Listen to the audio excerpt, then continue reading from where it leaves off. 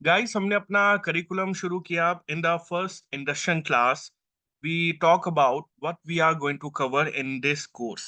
It going to be a 3 to 4 month course जहाँ पे हम अलग अलग एस्पेक्ट को कवर करेंगे। जहाँ पे अभी एट प्रेजेंट हम बेसिक ऑफ मार्केटिंग कवर कर रहे हैं। हम ये सीख रहे हैं कि अगर हमें फ्यूचर में अच्छी मार्केटिंग करनी है तो डिसीजन मेकिंग कैसे करें, how to plan and how to execute the policy strategy and framework. ये हमारा अभी एट प्रेजेंट चल रहा है। ये टॉपिक खत्म करने के बाद अगला हमारा मेन चैप्टर 1 शुरू होगा जो है कंटेंट डेवलपमेंट। लेकिन उससे पहले मुझे पता होना चाहिए कि मार्केटिंग का बेसिक क्या है। अब मैंने पहले दिन ही आपको बताया था, मार्केटिंग एक सिंपल वन डेफिनेशन टर्म नहीं है। ये बहुत सारी एक्टिविटी का कंबाइंड टर्म्स। जैसे अगर आप एडवर्टीजमेंट करते हो वो भी मार्केटिंग का पार्ट है। Sales is a part of marketing, promotion, offer, discount, testimonial, feedback और ऐसे बहुत सारी चीजें मार्केटिंग का पार्ट होती है। ऑफलाइन मार्केटिंग, ऑनलाइन मार्केटिंग भी इसी के ही अंदर आता है। और इसी के अंदर हमने कल देखा कि अगर आपको अपना ब्रांड बनाना है तो कैसे एस्टैब्लिश करें, और अगर आपको एडवर्टीजमेंट करना है तो कैसे कर सकते हैं। ब्रांडिंग का सिंपल वन वर्ड अगर डेफिनेशन आपको याद रखना है तो positive image of your name is called branding. कितने लोग आपको आपके नाम से पहचानते हैं, ये ब्रांडिंग। कितने लोग आपकी तारीफ कर रहे हैं आपकी पीठ पीछे, ये आपकी ब्रांडिंग है। हिंदी में ये समझिए, वैसे तो डेफिनेशन बहुत लंबी छोड़ी है, मैंने आपको नोट्स में दिया है, वो आप देख सकते हैं। लेकिन अगर हिंदी में सिंपल शब्दों में समझिए, अपने नाम को बनाना ब्रांडिंग। फिर एडवर्टीजमेंट क्या होता है? एडवर्टीजमेंट का मतलब होता है प्रचार।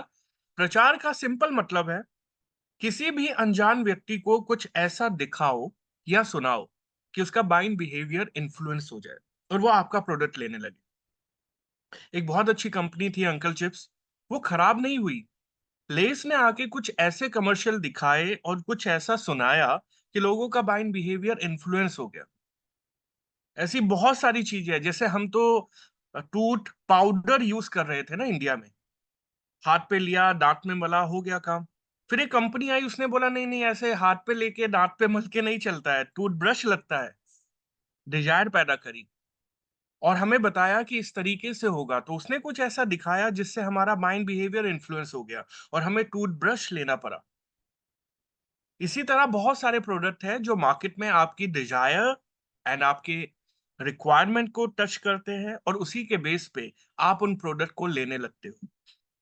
लैपटॉप की बात करो, बैग की बात करो, किसी भी चीज की बात करो, तो आपको भी फ्यूचर में अगर मार्केटिंग करनी है तो एडवर्टीजमेंट उसका मेन एस्पेक्ट रहेगा। और उस दौरान आपको अपने क्लाइंट या अपने कंपनी के लिए ये सारी चीजें पहले से ही सोचनी आनी चाहिए। मैं ये नहीं कह रहा करनी आनी चाहिए, वो तो अभी हम सीखेंगे। सोचना पहला काम है।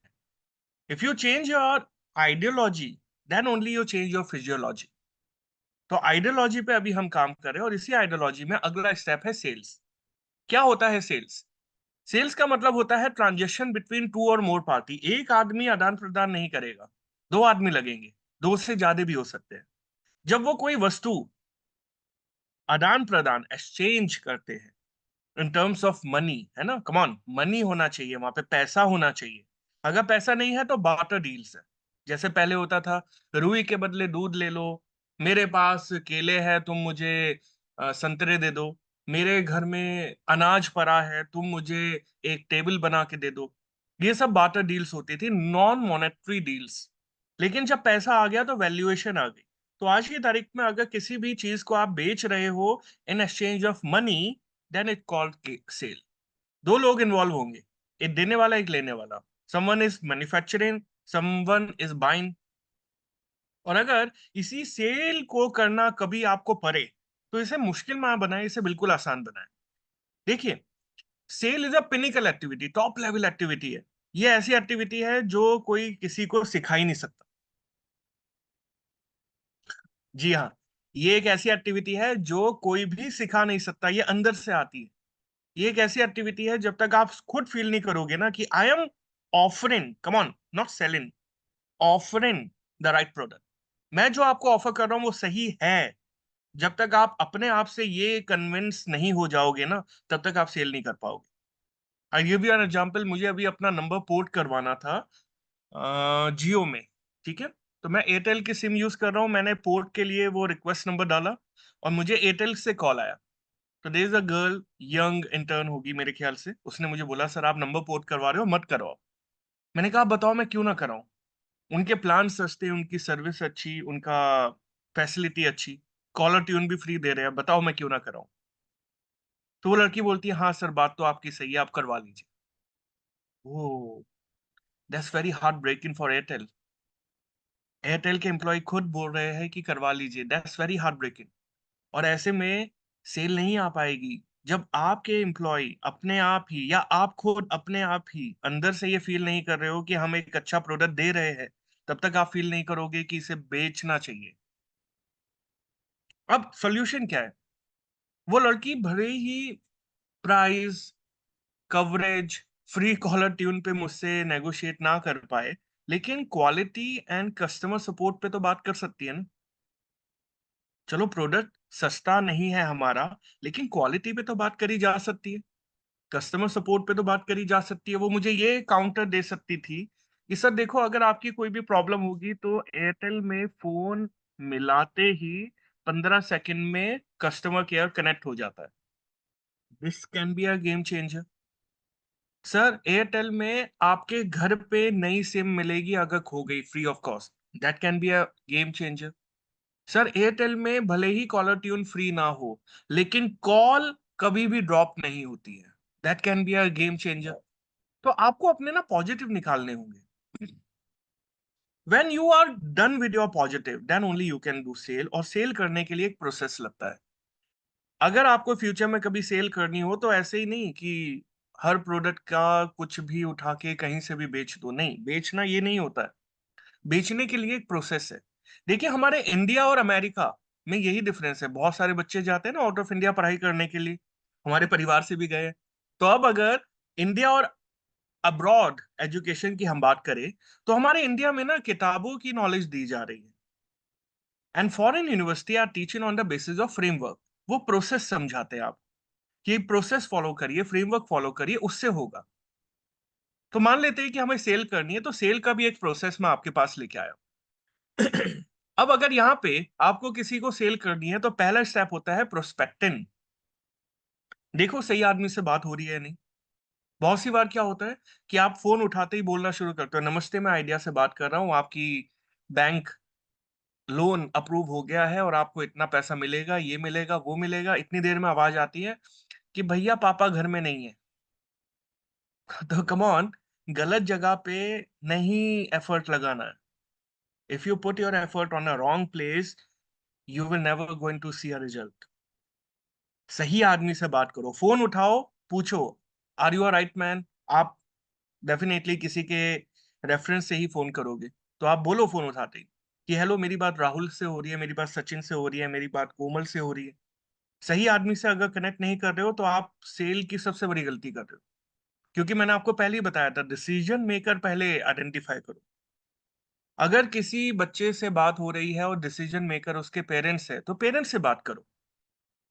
पेरेंट्स से बात हो रही है लेकिन बच्चों का इन्वॉल्वमेंट है, तो बच्चों से भी बात करो, सही आदमी से कनेक्ट करो। फिर सेकंड स्टेप होता है क्वालिफाई।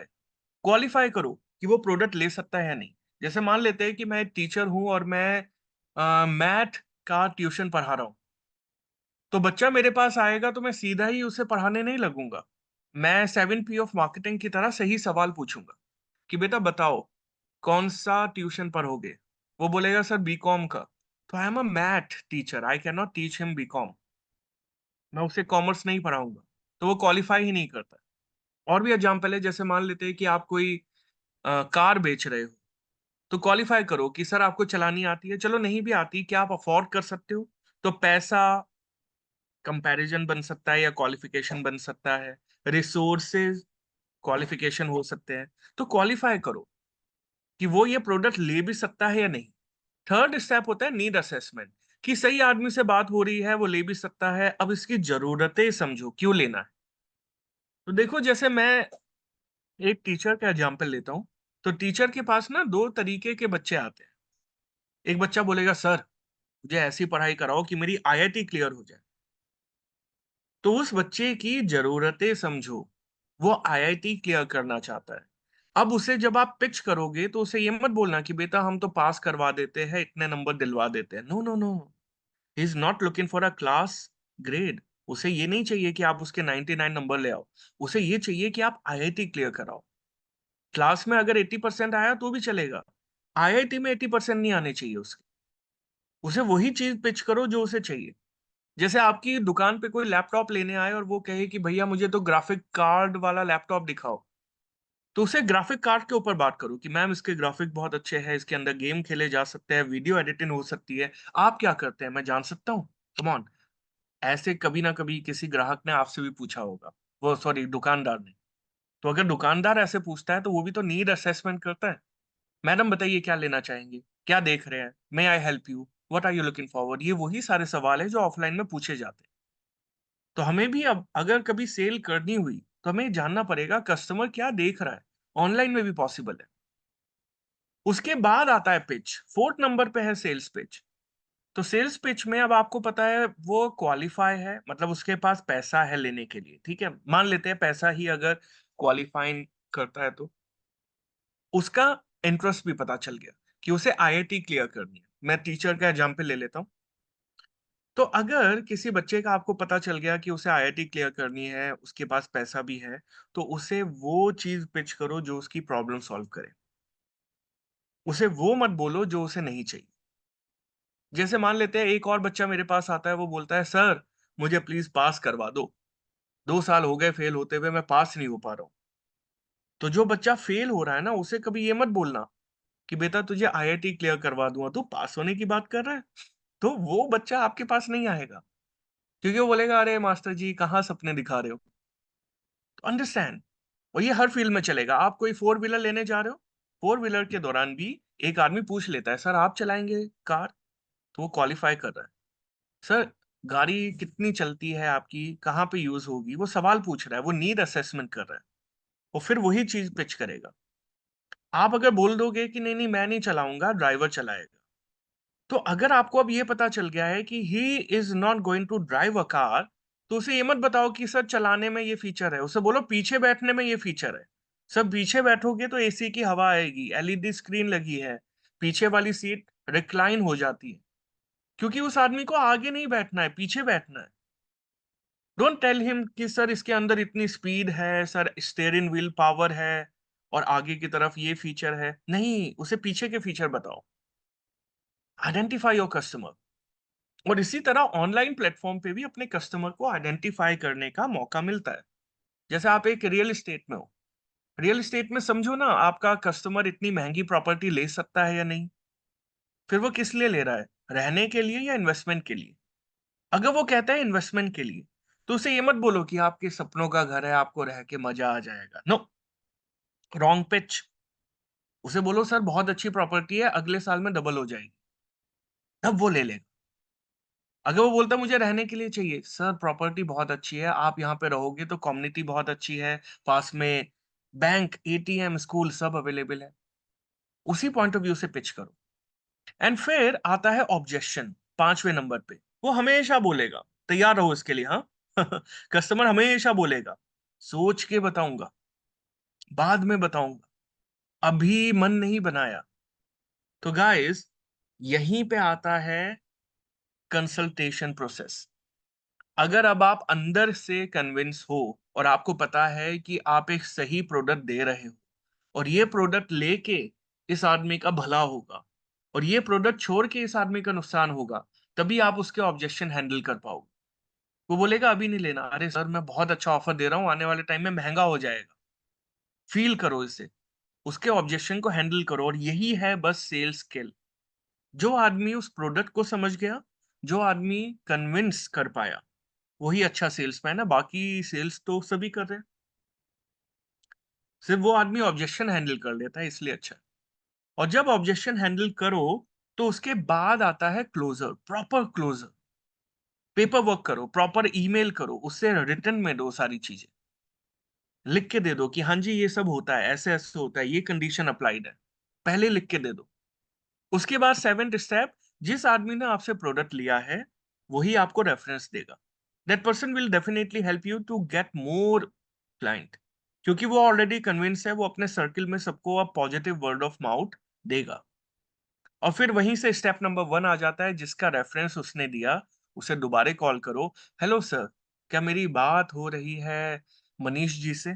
राहुल जी ने आपका नंबर दिया था, राहुल जी ने अभी हमारा प्रोडक्ट लिया है। और फिर वो साइकिल वहीं से शुरू होती है, और sales is a never stopping process, continue चलती है। तो दैट्स हाउ सेल्स हैपन। और इसी तरह अगर आप भी इसे फॉलो करोगे तो बहुत अच्छी सेल्स कर पाओगे। और यहीं से हमारा कॉन्सेप्ट निकलता है डिजिटल मार्केटिंग का। मार्केटिंग के अंदर ही अगर मैं उसी सेल्स को इंटरनेट पे करने लगूं, तो वो हो जाती है डिजिटल मार्केटिंग। आइए पहले समझते हैं डिजिटल मार्केटिंग क्या होता है। तो अगर मैं डिजिटल मार्केटिंग को समझूं, तो जो भी मार्केटिंग एक्टिविटी मैं इंटरनेट पे कर रहा हूं, वो कहलाई जाती है डिजिटल मार्केटिंग। अब अगर इंटरनेट के ऊपर मैं एवोल्यूशन देखूं, तो बहुत ही साफ है। पहले साइन बोर्ड हुआ करते थे बड़े बड़े। साइन बोर्ड को रिप्लेस किया लीफलेट मतलब पैम्पलेट ने। पैम्पलेट को रिप्लेस किया न्यूज़पेपर ने। न्यूज़पेपर को रिप्लेस किया मैगजीन्स ने। मैगजीन्स को रिप्लेस किया रेडियो ने। रेडियो को टीवी पे। तो देखो, एडवर्टीजमेंट करने का तरीका बदलता रहा। जहां जहां जनता है, वहीं माल बेचना बनता है। जनता सड़कों पे थी तो साइन बोर्ड लगाए। जनता अपने घरों में थी तो न्यूज़पेपर लगाए। फिर लोगों ने रेडियो सुनना शुरू किया। खबरें ऑनलाइन आती थी ना रेडियो पे, तो वो न्यूज़पेपर नहीं पढ़ रहे थे, रेडियो सुन रहे थे। तो रेडियो पे आने लगा। फिर टेलीविजन, चलचित्र, ऑडियो भी है एंड विजुअल्स भी है। और एडवर्टाइजमेंट का मतलब यही है, कुछ दिखाना या सुनाना।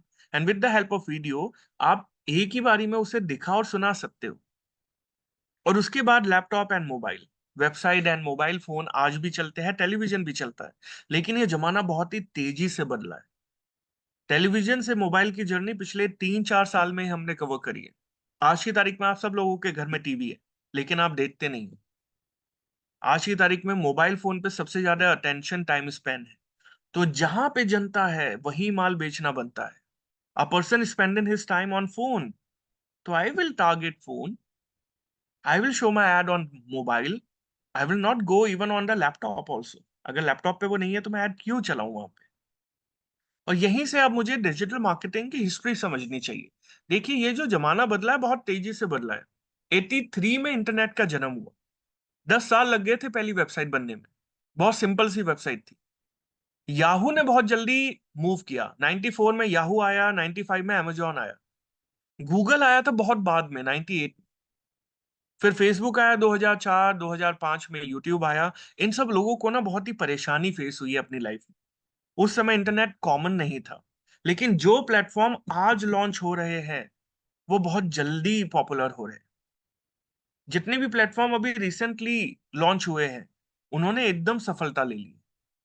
इवन 2012 के बाद, 16 के बाद जो आए हैं, जैसे स्नैपचैट है हमारे पास, वो सबसे बाद में लॉन्च हुआ और बहुत ज़्यादा फेमस हो रहा है। और इसी तरीके से इंटरनेट का एवोल्यूशन होता जा रहा है। जितनी जल्दी हम इंटरनेट पे आएँगे और वहाँ पे काम करना सीखेंगे, उतनी जल्दी हम ग्रो कर पाएँगे। और इसी तरह हमें यहाँ पे बेनिफिट भी मिलता है। पहले लोग ना ऑफलाइन मार्केटिंग या फिर एटीएल एक्टिविटी करते थे, लाइक टेलीविजन में ऐड देना, न्यूज़पेपर में ऐड देना। आज की तारीख में ये नहीं चलता। आज की तारीख में अगर आपको ऐड देना है, तो मोबाइल फ़ोन पे दिया जाता है। क्यों? क्योंकि टीवी तो कोई देख ही नहीं रहा ना। मैं टीवी पे ऐड लगा दूँ और टीवी कोई ना देखे, तो मेरा तो ऑडियंस लॉस हो गया। और वही ऑडियंस जो टीवी देख रही है, वही सेम ऑडियंस मोबाइल पे भी अवेलेबल है। तो मैं तो सेम ऑडियंस को मोबाइल पे टारगेट कर ही रहा हूँ। अब डिजिटल मार्केटिंग का बेनिफिट देखिए। Benefit number 1, reach people where they spend their time. People are spending time on phone, तो I will market on phone. Second point, level the playing field for small business. पहले क्या होता था, छोटे व्यापारी प्रचार नहीं कर पाते थे। क्यों नहीं कर पाते थे? भाई देखो, टीवी पे ऐड देना मतलब 2-3 लाख रुपए पर मिनट, ये खर्चा था। लेकिन डिजिटल मार्केटिंग में 100 रुपए पर डे से कैंपेन शुरू हो जाते हैं। तीसरा पॉइंट, ये मोर टारगेटेड है। जैसे मैंने आपको कल भी दिखाया, आप किसी पर्टिकुलर एरिया, मोहल्ले या कंट्री में ऐड चला सकते हो। हाइपर पर्सनलाइज है। मैं अगर केवल वुमेन को ऐड दिखाना चाहता हूँ, जो 24 से 45 साल की उम्र के बीच में है, उन्हें दिखा सकता हूँ। एडवांस एनालिटिक मिलते हैं। ऑफलाइन में किसने मेरा ऐड देखा मुझे नहीं पता, ऑनलाइन में पता चलेगा। इसे मैं बढ़ा और घटा भी सकता हूँ। आज मैंने 500 रुपए लगाए, कल मुझे 5,000 लगाने लगा सकता हूँ। Sir, your टीवी में voice is TV breaking. Sir, your voice is breaking. Sir, your voice is breaking. बाकी सबको आ रही है? Sir, your voice is breaking. Yes sir, बिल्कुल क्लियरली आ रही है। आपके वॉइस क्लियर आ रही है सर। देव, आप अपना इंटरनेट सही करो, उसके अंदर इशू है। Okay. ओके, नाउ अगला पॉइंट, बेस्ट आरओआई। आप अगर डिजिटल मार्केटिंग पे किसी भी क्लाइंट का या अपना भी पैसा लगाओगे तो रिटर्न मिलेगा ही मिलेगा, कुछ ना कुछ तो आएगा। या तो व्यूज आएंगे, या फिर लीड आएगी, इंप्रेशन आएगा, या फिर फॉलोवर्स आएंगे, कुछ ना कुछ आएगा। 8 point, align people shop today. देखिए, आज की तारीख में शॉपिंग ऑनलाइन शुरू होती। Whatever you want to buy a laptop, you want to buy a four wheeler, you want to buy a house, हर आदमी पहले यूट्यूब या फिर गूगल पे जाके सर्च कर रहा है। तो ऐसे में जैसे ही वो ऑनलाइन आया, मैं उसी समय उसे पकड़ लूं तो, जैसे ही उसने सर्च किया एकदम उसे अपनी वेबसाइट पे ले आऊं तो, जैसे ही एक आदमी ने पूछा कि who is the best travel agency in Noida, मैं एकदम उसे अपना ऐड दिखा दूं और एकदम वेबसाइट पे ले आऊं, तो I am the first mover. और जो पहले मिलेगा उसी को काम मिलेगा। ठीक है, अगला point, how people prefer business reach them. देखिए, आज की तारीख में ना लोगों को ये पसंद ही नहीं है कि आप आओ और उन्हें बेच जाओ। Do you ever go in the market? आप कभी, जैसे नोएडा, दिल्ली, दिल्ली में सीपी है, ठीक है, बहुत अच्छी जगह है। आई होप कभी ना कभी आप गए होंगे।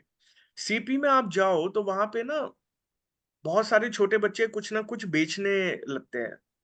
गुलाब ले लो, की चेन ले लो, टॉय ले लो। आपको पसंद नहीं आएगा कि कोई आदमी आए और बेच जाए। हमें पसंद है खुद जाके खरीदना या अपने मन से खरीदना। मोबाइल पे दिखाने वाले ऐड पुशी नहीं होते। ये ऐसे नहीं होते कि आप उसे पुश कर रहे हो कि भैया ले लो ले लो ले लो, फाय नहीं होता है यहाँ पे। आदमी अपने आप फोन की एप्लीकेशन ओपन करके Flipkart, amazon, Facebook, Google, YouTube पे जा रहा है। वो ऐसा नहीं है कि आपने उसे बोला कि भैया अभी जाना है। He is not forced. तो इस बात का बहुत इंपैक्ट पड़ता है, वो अपनी सेंस में ले रहा है और मैं उसके उसी इंटरेस्ट को यहाँ पे टारगेट करता हूँ। और बहुत सारी मोबाइल टेक्नोलॉजी इंटीग्रेट करके मैं उसे अपने प्लेटफॉर्म पे लेके आता हूँ। ये सारी चीजें अभी हम सीखेंगे, लेकिन अभी हमें सीखना है कि बहुत सारे लोगों की जॉब चली गई है। आप देखोगे पहले हर कंपनी में एक रामू काका हुआ करते थे। इनका एक ही काम था कि भैया ये लेटर वहां पे पहुंचा दो, पैसे ले आओ, ये काम कर दो, ये मैसेज वहां पहुंचना चाहिए, वहां से चिट्ठी यहाँ पे आनी चाहिए। इनका काम खत्म। आज की तारीख में इनका काम करता है ईमेल, ऑटोमेशन, ये सारी चीजें इनका काम खत्म कर दिया है। तो रामू काका की जॉब चली गई है। रामू काका की जॉब बच सकती है अगर उन्हें ईमेल मार्केटिंग आती, उन्हें अगर ऑटोमेशन आता, उन्हें ये फास्ट ग्रोइंग एनवायरनमेंट में ये सारे काम करने आते हैं। और डेफिनेटली मैं आपको यही बताना चाह रहा हूं कि अगर आज की तारीख में हम ये सारी चीजें सीख जाते हैं जो मैं आपको बताने वाला हूँ, तो हर ऑफिस में आपकी जगह है। बोलते हैं ना एआई आएगा तो सबकी जॉब चली जाएगी, नहीं। जिसे एआई नहीं आता होगा उसकी जॉब जाएगी। और अगर आपको ये आता है तो डेफिनेटली आपको जॉब मिलेगी। और इसी के अंदर अगर हमें डिजिटल मार्केटिंग और सीखनी है तो we need to understand the principles. देखिए, पहले हम इस तरीके से पढ़ाया करते थे कि 5D ऑफ डिजिटल मार्केटिंग, पर अब टाइम की वजह से ये हम नहीं पढ़ाते हैं, क्योंकि अब हम पढ़ाते हैं 7D ऑफ डिजिटल मार्केटिंग। कि टाइम भले ही लगे, थोड़ा सा और डिटेल में पढ़ते हैं। अगर आपको डिजिटल मार्केटिंग करनी है तो 7D ऑफ डिजिटल मार्केटिंग पता होने चाहिए। सबसे पहले आपको पता होना चाहिए अपना गोल। ऑनलाइन कोई भी काम कर रहे हो, विदाउट गोल करोगे रिजल्ट नहीं आएगा। B2B में हो, B2C में हो, कितना प्रोडक्ट कितने टाइम में मार्केट करना है ये पहले ही पता होना चाहिए। ऑनलाइन क्या अचीव करना है, कितनी रीच आनी चाहिए, कितने लोगों तक आपको पहुंचना है, ये पहले पता करो। ये तो पता करो कि आपके मोहल्ले में पॉपुलेशन है कितनी।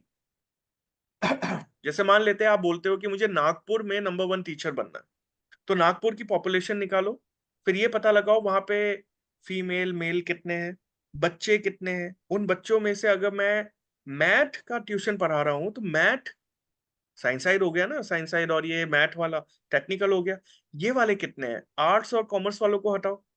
तो फर्स्ट आइडेंटिफाई योर गोल कि इतने बच्चे अब मेरे पास आ गए। जैसे मान लेते हैं कि आप बोलते हो कि मुझे प्रॉपर्टी बेचनी है। किसे बेचनी है? कमर्शियल है, रेजिडेंशियल है? कमर्शियल है तो ये देखना पड़ेगा कि कौन कौन लोग हैं जो कमर्शियल प्रॉपर्टी में इन्वेस्ट कर सकते हैं। तो ऑनलाइन सब कुछ अवेलेबल है, जाओ पता लगाओ नोएडा या दिल्ली की कितनी पॉपुलेशन, उस पॉपुलेशन में अमीर लोग कहाँ मिलेंगे, इसको इसके ऊपर रिसर्च करो। यहाँ पे टाइम लगाओगे तो बाकी काम आसान हो जाएगा। सेकंड है ऑडियंस। ऑडियंस कैसी हो, बी टू बी हो, बी टू सी हो, डायरेक्ट हो। जैसे मैंने आपको कंट्री डिलाइट का बोला, तो वहां पे डायरेक्ट ऑडियंस है, वो ऑडियंस से डायरेक्ट बात करते हैं। लेकिन दूसरी तरफ बहुत सारी ऐसी कंपनी है जैसे ब्लू स्टार। ब्लू स्टार ये बोलती है कि हमारा एसी अमेजोन से बुक कर लो, हमारा एसी विजय सेल से ले लो, क्रोमा से ले लो। तो वो बी टू बी में भी है, लेकिन अपने प्रोडक्ट और ब्रांडिंग को स्ट्रॉन्ग कर रही है। तो ऑडियंस कहाँ पे है या कहाँ से आएगी, उस पे ध्यान देना है। सर एक कौन बार से डिवाइस पे। हाँ जी, हाँ जी, बोलिए। सर एक बार B2B B2C में थोड़ा वो। ठीक है, मैं बताता हूँ, ध्यान से सुनिए। बी टू बी का मतलब है business to business, and B to C का मतलब है बिजनेस टू कस्टमर। ऐसे बहुत सारे बिजनेस हैं जो डायरेक्ट कस्टमर को नहीं बेच रहे हैं, वो इनडायरेक्टली बेचते हैं। जैसे मैं आपको बोलूं एशियन पेंट, तो अगर आपको एशियन पेंट लेना है तो कहां से लोगे आप?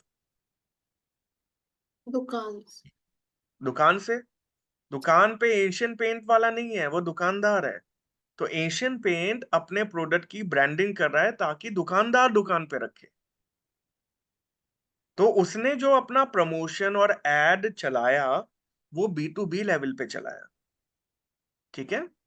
जी सर। लेकिन दूसरी तरफ एक कंपनी है जो बोलती है कि हम आपके घर डायरेक्ट दूध पहुंचा देंगे, जैसे कंट्री डिलाइट है। ठीक है। तो वो होती है B to C, business to customer. तो मुझे अब ये देखना है कि मैं कौन सी फील्ड में हूं। अब मान लेते हैं कि I am a digital marketer, तो मैं B to B B to C दोनों में डील करता हूं। बी टू बी क्या है कि मैं किसी और एजेंसी को अप्रोच करूं कि सर आपकी बहुत बड़ी मार्केटिंग एजेंसी है, आपके पास ऑफलाइन ऑनलाइन दोनों काम आते हैं, ऑनलाइन वाला मुझे दे दो, मैं इतने में करके दे दूंगा। तो मैं कस्टमर से नहीं मिलूंगा, मैं क्लाइंट से मिलूंगा। तो वो हो गया बी टू बी। दूसरी तरफ मैं डायरेक्ट कस्टमर को कह रहा हूँ सर मैं आपकी हेल्प करूंगा मार्केटिंग में, वो हो गया बी टू सी। ठीक है, समझ आया? हाँ जी सर, थैंक यू। ओके। अगला स्टेप है डिजिटल डिवाइस। कौन से डिवाइस को आप टारगेट करोगे, मोबाइल फोन, टैबलेट, डेस्कटॉप?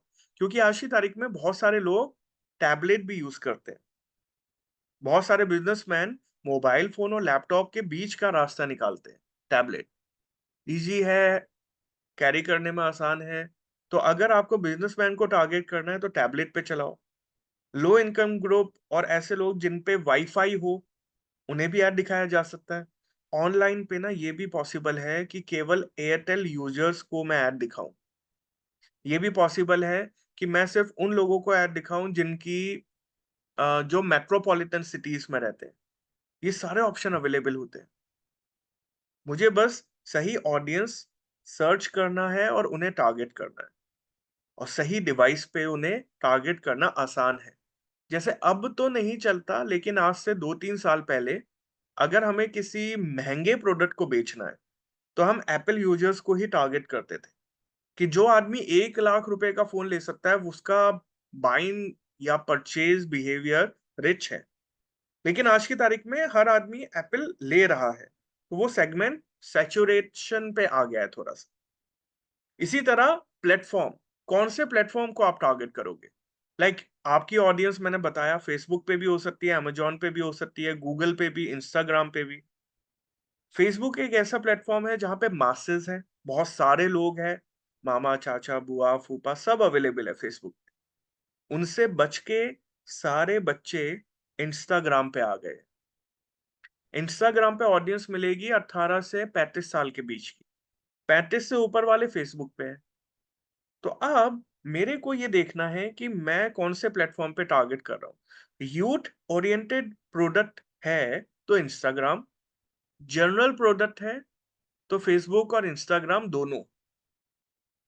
अगला है डिजिटल मीडिया, पेड मार्केटिंग करूंगा या ऑर्गेनिक, इस पे भी ध्यान देना है। जैसे मान लेते हैं कि मैं पैसे लगा के मार्केटिंग करूंगा तो जेब से पैसा लगेगा, मैं भी सिखाऊंगा आपको गूगल एड में और फेसबुक में।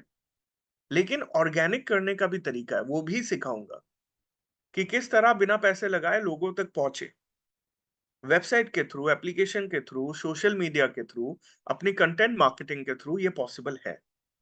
अगला है टेक्नोलॉजी। आप आज की तारीख में कौन सा प्लेटफॉर्म, कौन सी टेक्नोलॉजी यूज कर रहे हो, दैट ऑल्सो मैटर्स। सही प्लेटफॉर्म पे सही ट्रिक, सही मेथड यूज नहीं करोगे तो पीछे रह जाओगे।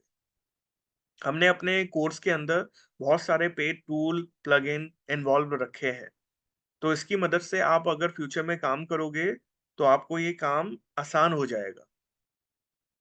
आज की तारीख में कंपनी को इस बात से फर्क पड़ता है कि मेरा एम्प्लॉय कितनी देर में काम कर रहा है। आप अगर 1 घंटे में काम करके दे रहे हो और कोई और वही काम को 2 दिन लगा रहा है तो you are a good employee. तो यही चीजें हमें सीखनी है, वही मैं सिखा रहा हूं आपको। ठीक है, अगला एंड लास्ट है डिजिटल डेटा। देखिए, data play a very important role in future. आज की तारीख में अगर आपके पास डेटा नहीं है ना, तो आपके पास धंधा नहीं है।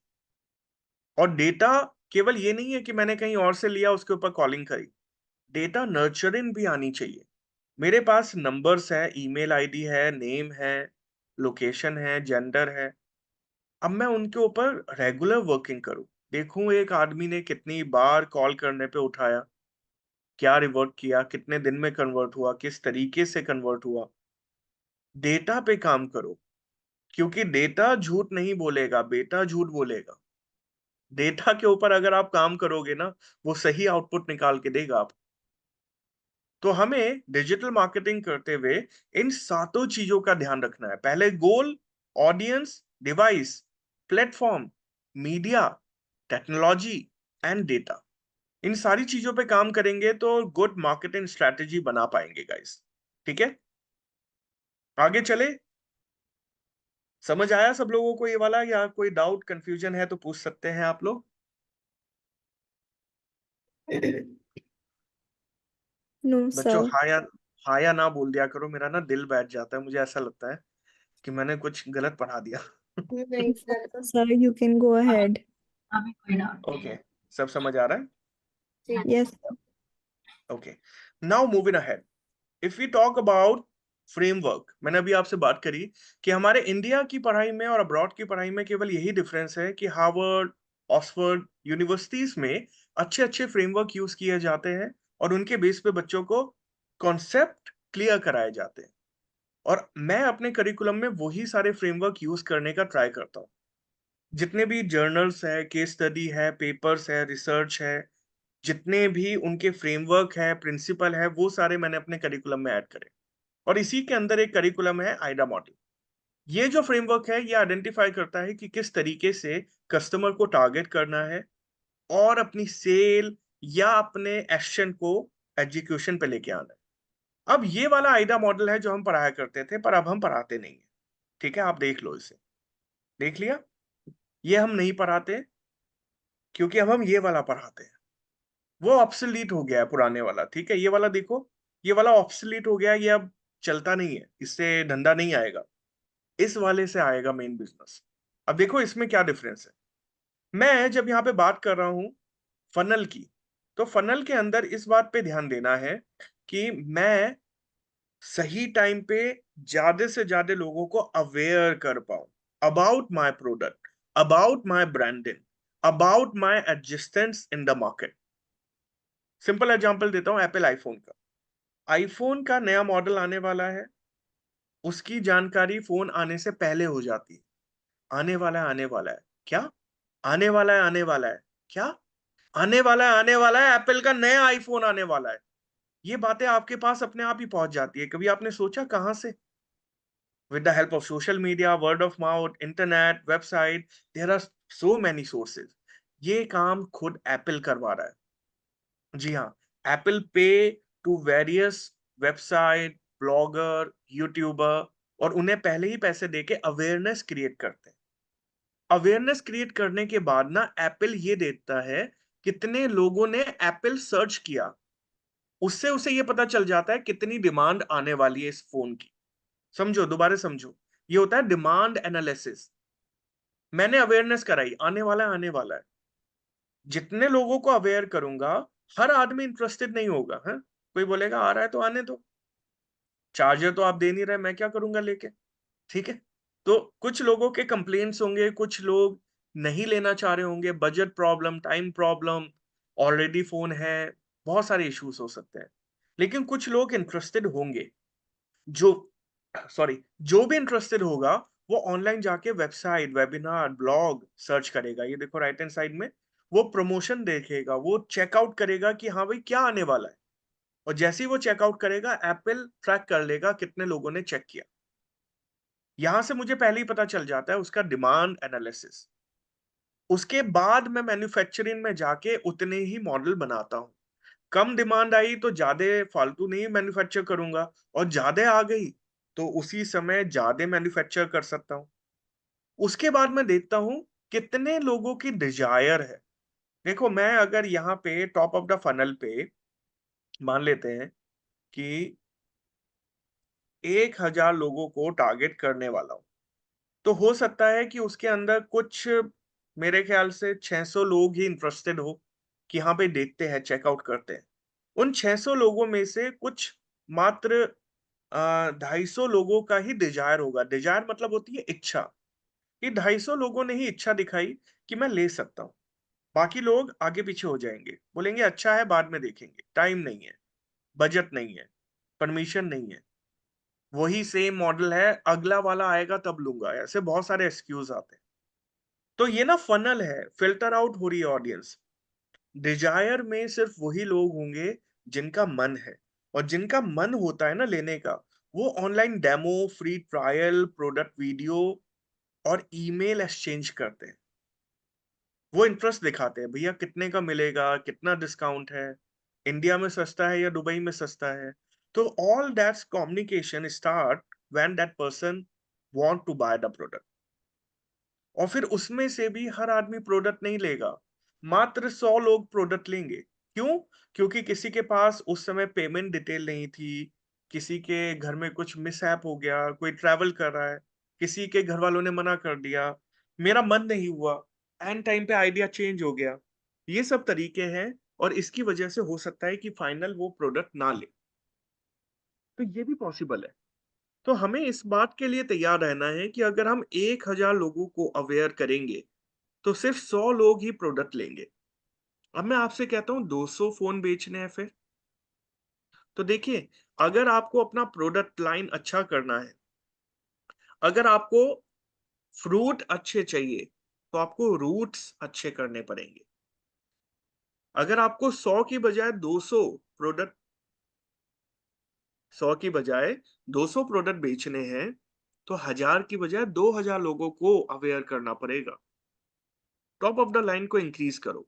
देखो और कहां कहां पे मैं लोगों को बता सकता हूं, सर्च आउट करो। जब आप ये काम करना सीख जाओगे ना, तो आप फनल बनाना सीख जाओगे। फनल का मॉडल मैं आगे चल के फेसबुक के अंदर, गूगल के अंदर, इवन एसईओ के अंदर भी दोबारा डिस्कस करूंगा। लेकिन आपको इसका कॉन्सेप्ट पता होना चाहिए कि मैं अपनी फनल मार्केटिंग करूंगा कैसे। लाइक मैं टॉप ऑफ द फनल में क्या कर रहा हूं, अवेयर। मोफू का मतलब होता है middle of the funnel. Middle of the funnel में क्या देख रहा हूं, कितने लोग इंटरेस्टेड है, कितने लोगों की डिजायर आई। फिर आता है बॉटम ऑफ द फनल। और बॉटम ऑफ द फनल में क्या होता है, कितने लोगों ने लिया, और फिर उसमें से कितने लोग मेरे लॉयल हैं। लॉयल्टी क्या होती है कि मैंने फोन लिया और मुझे पसंद आया, मैं तारीफ कर रहा हूं। हर आदमी थोड़ा ही करता है तारीफ, कुछ लोग बुराई भी करते हैं।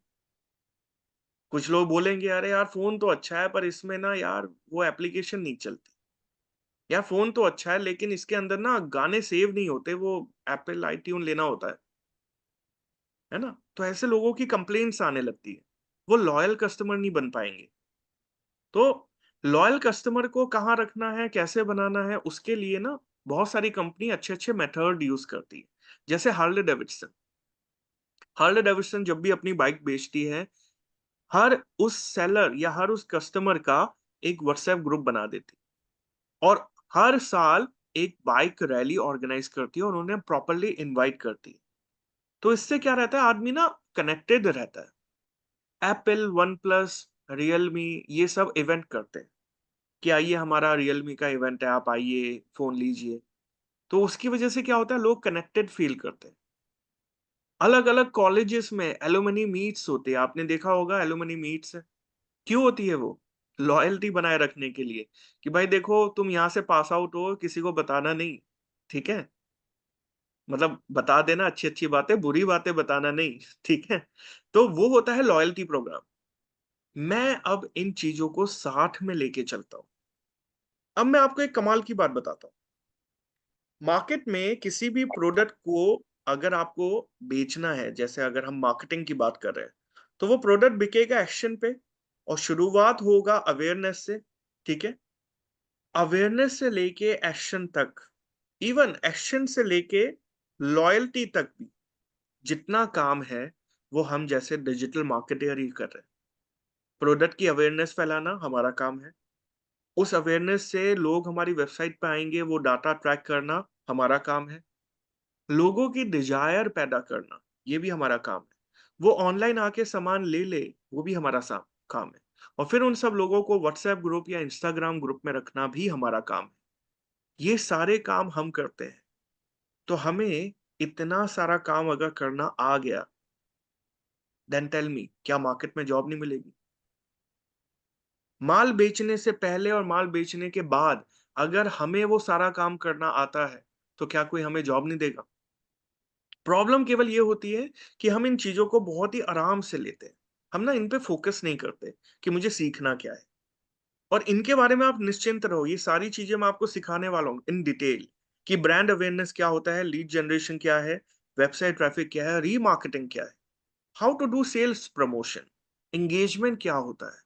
ये सारी चीज़ें मैं आपको बताने वाला हूँ आने वाली क्लासेस में। तो अभी माइंड मेकअप करो कि मुझे ये सब टर्म्स याद रखनी है। पहली बार बोलता ना, तो आपको याद नहीं रहती, इसलिए मैंने अभी बोली, ताकि फ्यूचर में जब मैं दोबारा आपको बोलूँ, आओ बच्चों आज ब्रांड अवेयरनेस देखते हैं, तो अब आपको पता है अवेयरनेस क्या है। आ गया आईफ़ोन आ गया, ये है अवेयरनेस। जैसे आप रियल एस्टेट में हो, तो बताओ आ गया नया प्रोजेक्ट आ गया, भाई धूम मचाने आ गया, इस प्रोजेक्ट के अंदर लिमिटेड इन्वेंटरी है। आप टीचर हो, आ गया नया कोर्स आ गया, नया बैच आ गया, नया करिकुलम आ गया। आप रिटेल में हो, आ गया बिग बिलियन डे आ गया, बिग बिलियन सेल आ गया, बिग बिलियन ऑफर आ गया। आप किसी भी फील्ड में हो, you are into travel and tourism, हाँ, आप ट्रैवल करवाते हो। आ गया बाली का सबसे सस्ता पैकेज आ गया, अवेयर कराओ लोगों को। आप बस मार्केट में एक बज़ क्रिएट करो, आ गया सबसे अच्छा पैकेज आ गया। लेट पीपल एक्सप्लोर, यहाँ से आपको पता चलेगा कि लोग इंटरेस्टेड है भी या नहीं। इंटरेस्टेड नहीं है, तो उस फ़ील्ड में काम मत करो ना, आप अपने टाइम, एफर्ट और मनी को मत लगाओ उस वाली फ़ील्ड। जहाँ पे रिस्पॉन्स आ रहा है, वहाँ पे काम करो। देखो 2 सवाल पूछो, मेरे को क्या आता है और मार्केट में क्या जाता है? मेरा काम है ट्रैवल, मैं ट्रैवल पैकेज देता हूँ। मुझे ये भी तो देखना है कि मेरे कस्टमर वो ट्रैवल पैकेज लेते भी हैं या नहीं? कभी-कभी होता क्या है कि मैं ट्रैवल पैकेज दे रहा होता हूँ डोमेस्टिक, लेकिन जो लोग मेरे से कनेक्टेड है, वो चाहते हैं इंटरनेशनल पैकेज। और कभी-कभी रिवर्स भी होता है, वाइस वर्सा तो होता ही है कि मेरे पास जो कम्युनिटी है, it's all about your network. आप किन लोगों को बेच रहे हो? तो नॉर्मली दुकान शुरू होती है घर से। ठीक है? वो जो वो लोग होते हैं ना मल्टी लेवल मार्केटिंग वाले, एमएलएम का नाम सुना है आप लोगों ने? एमएलएम के बारे में जानते हो? Multi level marketing. No sir. Online बहुत सारे मीम भी पॉपुलर हो रहे हैं कि सबका लेवल निकलेगा। तो वो जो लेवल निकलेगा वो yes multi level yes. Mark तो वो जो हाँ हाँ लेवल हाँ। निकलेगा वो मल्टी लेवल मार्केटिंग का लेवल होता है। ये क्या करते हैं, आपको मोटिवेट करते हैं, बोलते हैं कि देखो एक प्रोडक्ट है उसे बेचना है और आप अगर ये 5 प्रोडक्ट बेचोगे तो आप हमारे डायमंड मेंबर हो जाओगे, फिर और बेचोगे तो गोल्ड मेंबर हो जाओगे, फिर आप प्लैटिनम पे आ जाओगे, फिर ऐसे आ जाओगे। तो वो लेवल निकलते हैं उनके। तो उन्हें ना मोटिवेट कर दिया जाता है। अब इसी तरह से सबसे बढ़िया मोटिवेशन बताता हूँ, अगर एंटरप्रेन्योर बनना है तो दुकान शुरू होती है घर से। सबसे पहले उन लोगों को बेचो जिन्हें आप जानते हो। मैं ये नहीं कह रहा कि गलत प्रोडक्ट बेचो, ना ना। मैं ये नहीं कह रहा उल्लू बनाओ, नहीं, इस डायरेक्शन में नहीं कह रहा हूं। मैं आपसे ये कह रहा हूं प्रोडक्ट में दम होना चाहिए। ये तो मेरी पहला प्रिंसिपल है, इसे नहीं भूलना कभी। प्रोडक्ट में दम होना चाहिए। अपने रिश्तेदारों को भी बेचते हुए आपको ये लगे कि नहीं भाई अच्छा प्रोडक्ट दे रहा हूं। अपने दोस्तों को भी देते हुए आपको ये लगे भाई तेरी हेल्प कर रहा हूं। तो कन्विंस पहले अपने आप को करो, यही सेल्स है। फिर आप अगर किसी को पिच करोगे ना, आपको गिल्ट नहीं होगा कि यार मैंने अपने रिश्तेदार को परेशान कर दिया, अपने दोस्त को परेशान कर दिया। प्रोडक्ट अच्छा हो आपका।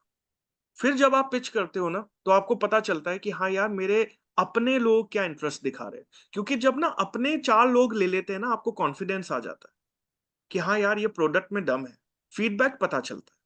फिर आप बाहर वालों को पिच करो जिन्हें आप नहीं जानते। ये तरीका है स्टेप बाय स्टेप आगे बढ़ने का।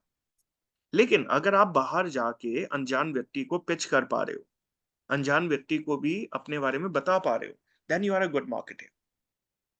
और ये सारी चीजें हम इस करिकुलम में कवर करेंगे। ब्रांड अवेयरनेस, लीड जनरेशन, ये सब हमारा पार्ट है। वेबसाइट ट्रैफिक, ये सब, ये तो 4-5 ऑप्शन है आपके सामने। इसका 10 टाइम्स मैं आपको सिखाने वाला हूँ। तो डोंट वरी अबाउट दैट। मैं आपको अपना थोड़ा सा करिकुलम बता देता हूँ, how we going to learn. यहाँ पे आके हमारा बेसिक ऑफ मार्केटिंग खत्म होता है गाइस। अब हमें पता चल गया कि मार्केटिंग क्या है, ब्रांडिंग क्या है, एडवर्टीजमेंट क्या है, सेल्स क्या है, ये डिजिटल मार्केटिंग क्या होता है, किस तरीके से बेचना है, क्या डिसीजन मेकिंग होनी चाहिए। ये सब हमारा आज खत्म होता है। अब हमें क्या शुरू करना है? अगली क्लास में हम करेंगे content development. If digital marketing is a gun, content is the bullet. We must aware about कि हम कंटेंट क्या बनाए। देखिए ये जो शब्द है ना कंटेंट, ये अभी आपने 4-5 साल में ज्यादा सुना है। उससे पहले आप नहीं सुनते थे। आपका वीडियो कंटेंट बहुत अच्छा है, भुवन बाम का कंटेंट बहुत अच्छा है ना? उस आदमी का कंटेंट, ये कंटेंट क्या होता है, बहुत सारे लोगों को ये भी नहीं पता। मैं आपको बिल्कुल सिंपल बताता हूँ। Mode of communication is called content. आप एक वीडियो बना रहे हो, उस वीडियो के माध्यम से किसी को हंसा पा रहे हो। गाइस, मेरी वॉइस आ रही है आपको? जी sir. Yes, sir. Okay, we have a glitch, ठीक है ये 1 minute. So now first is content development.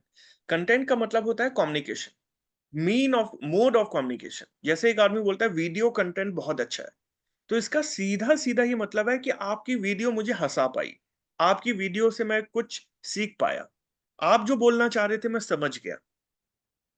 अब ये जो समझाना बताना है, ये बहुत जरूरी है। क्योंकि इतने सारे लोगों को मैं टारगेट करूंगा तो हर आदमी को पर्सनली टच नहीं कर पाऊंगा।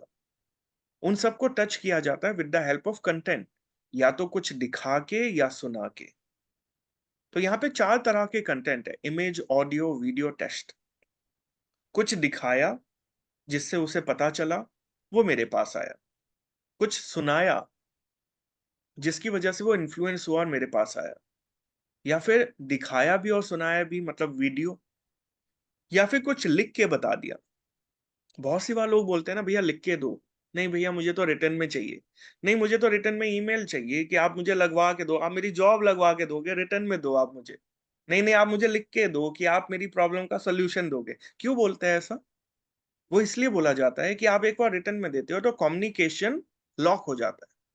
आपने मांगा, मैंने दिया, ये कम्युनिकेशन एक बार लॉक हो गया। अब अगर आप मुझसे बोलोगे 10 बार, तो वो कम्युनिकेशन वैसा ही रहेगा। ना आपने कुछ और पूछा, ना मैंने कुछ और बताया, हमारा कम्युनिकेशन सेम पैरामीटर पे है। इसीलिए हमें डिजिटल मार्केटिंग के अंदर वो सारे कंटेंट बनाने आने चाहिए। How to design a image, जिसे बोलते हैं ग्राफिक डिजाइनिंग। वीडियो हम कैसे एडिट करें, किस तरीके से ब्लॉग लिखें, किस तरीके से काम करना है, वो सब हम सीखेंगे। इसके बाद बारी आएगी वेबसाइट डेवलपमेंट की। जब आपने प्रोडक्ट या इमेज या वीडियो बनाना सीख लिया, अगला काम है उस वाले कंटेंट को वेबसाइट पे डालना। अब वेबसाइट पे आप वो चीज डाल पाओगे जो आपने डिजाइन करी है। जो आप बना सकते हो वही तो डाल सकते हो। तो अब हम वेबसाइट डेवलपमेंट सीखेंगे, वेबसाइट पे कैसे कंटेंट डलता है वो सीखेंगे, और वेबसाइट के ऊपर अलग अलग तरीके की website, single page website, custom website, blog in website, e commerce website, Shopify website, ये सब हम सीखने वाले हैं। फिर उस वेबसाइट को कैसे लोगों तक पहुंचाए, मतलब SEO, search engine optimization is all about making your content as per the search engine, optimize content जो लोगों तक पहुंचा पाऊं, लोग उसे पढ़े, गूगल उसे रेकमेंड करे। एसईओ के बाद हम कवर करेंगे सोशल मीडिया, कि how to engage audience with the help of social media. बहुत सारे friend, family, relative social media पे कनेक्ट है। मैंने अभी बताया, अगर रिलेटिव्स को, फ्रेंड्स को, कलीग को, नेबर्स को आप कम्युनिकेट करोगे तो वहां से इजी बिजनेस आ सकता है। इसी तरह फिर हम करेंगे गूगल एड्स। हाउ, अभी तक तो ऑर्गेनिक था ना, पैसे नहीं लग रहे थे, मार्केटिंग लग रही थी, दिमाग लग रहा था। अब लगेगा पैसा, तो अगर पैसा लगाना है तो गूगल पे लगाओ। फिर हम करेंगे हार्ड कोर मार्केटिंग, पैसा लगा के लीड जनरेशन या बिजनेस कैसे आता है। और उसके अलावा और भी सारे टूल्स, टेक्निक, और भी सारी चीजें, affiliate marketing, drop shipping, ORM, YouTube, Instagram, LinkedIn, या फिर मैं आपको बोलूं CRO, ये सारी चीजें हम कवर करेंगे अपने बाकी सारे करिकुलम में। तो जितने भी आपके 70 प्लस मॉड्यूल है वो हम सब इसके अंदर कवर करने वाले हैं। ये आपके 5 मेजर चैप्टर रहेंगे जिसके अंदर हम सारी चीजें कवर करते हैं।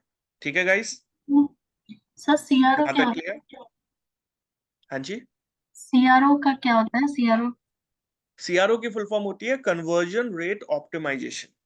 आप जब ऑनलाइन काम करना शुरू करते हो, तो देखो मैंने 70 मॉड्यूल इसीलिए रखे हैं। पहले हम, आज से 2-3 साल पहले हम जब पढ़ाते थे ना, तो 40-45 मॉड्यूल पढ़ाते थे। आज हम 70 पर आ रहे हैं, पता है क्यों? क्योंकि उनसे काम चल नहीं रहा, केवल कैंपेन बना के बात नहीं बनेगी।